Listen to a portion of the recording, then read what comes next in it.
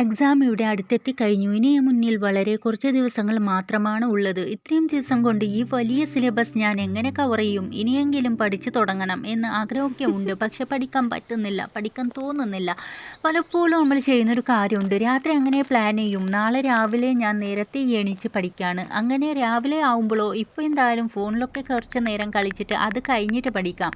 അങ്ങനെ കുറച്ച് നേരം എന്നുള്ളത് ഒരുപാട് സമയം നമ്മൾ അങ്ങനെ വെറുതെ വേസ്റ്റ് ചെയ്യും. അങ്ങനെ ഉച്ചയാവുന്നു, ഉച്ചയ്ക്ക് നമ്മൾ പ്ലാൻ ചെയ്യുന്നു രാത്രി ഞാൻ എന്തായാലും ഇരുന്ന് പഠിക്കും. അങ്ങനെ രാത്രിയായി നമ്മൾ എന്ത് ചെയ്യും? ഒരുപാട് സമയം ഫോണിൽ കളിച്ച് അങ്ങനെ വേസ്റ്റ് ചെയ്ത് നാളെ തൊട്ട് ഞാൻ എന്തായാലും രാവിലെ എണീറ്റ് പഠിക്കും എന്ന് പ്ലാൻ ചെയ്യുന്നു. അടുത്ത ദിവസം ഇതുപോലെ തന്നെ റിപ്പീറ്റ് ചെയ്ത് പോകുന്നു.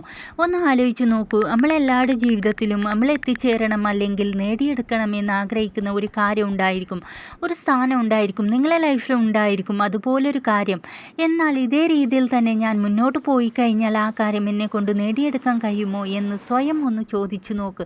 നിങ്ങൾ എപ്പോഴെങ്കിലും ചിന്തിച്ചിട്ടുണ്ടോ, നമ്മുടെയൊക്കെ ക്ലാസ്സിൽ നന്നായിട്ട് പഠിക്കുന്ന, എല്ലാ എക്സാമിലും നല്ല മാർക്ക് വാങ്ങുന്ന കുട്ടി അവൾ എങ്ങനെ ആയിരിക്കും അല്ലെങ്കിൽ അവൻ എങ്ങനെ ആയിരിക്കും ഇത്ര നന്നായി പഠിക്കുന്നത്?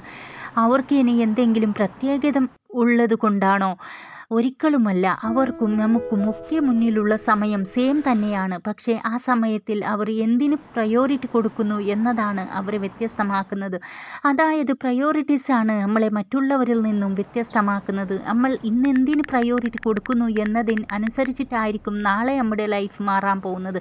അതായത് എല്ലാ ദിവസവും രാവിലെ നമുക്ക് മുന്നിൽ 2 ഓപ്ഷൻസ് ആണ് ഉള്ളത്. ഒന്നെങ്കിൽ എല്ലാ ദിവസത്തെയും പോലെ ഫോണിൽ കളിച്ച് അല്ലെങ്കിൽ ടി വി കണ്ട് നമുക്ക് ആ ഒരു സമയത്തെ അങ്ങ് വേസ്റ്റ് ചെയ്ത് കളയാം.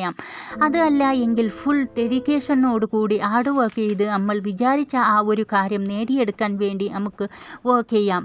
ഇവിടെ നമ്മളെ റിസൾട്ട് തീരുമാനിക്കുന്നത് നമ്മളെ മുന്നിലുള്ള സമയത്തെ നമ്മൾ എങ്ങനെ ഉപയോഗിക്കുന്നു എന്നതിനെ ബേസ് ചെയ്താണ്.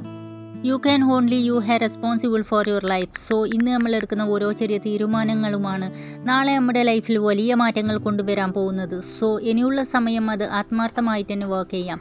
ഇതുവരെ വേസ്റ്റാക്കിയ സമയത്തെക്കുറിച്ച് ആലോചിച്ചിട്ട് ഒരു കാര്യമില്ല. We have to start work. Negative ആയിട്ടുള്ള എല്ലാ ചിന്തകളെ അങ്ങ് മാറ്റിവെക്കാം. ഇനി ഞാൻ പഠിച്ചാലേ പറ്റുമെന്ന് മനസ്സിലങ്ങ് ഉറപ്പിക്കാം. Then stop strolling your phone. Let's start study right now. All the best.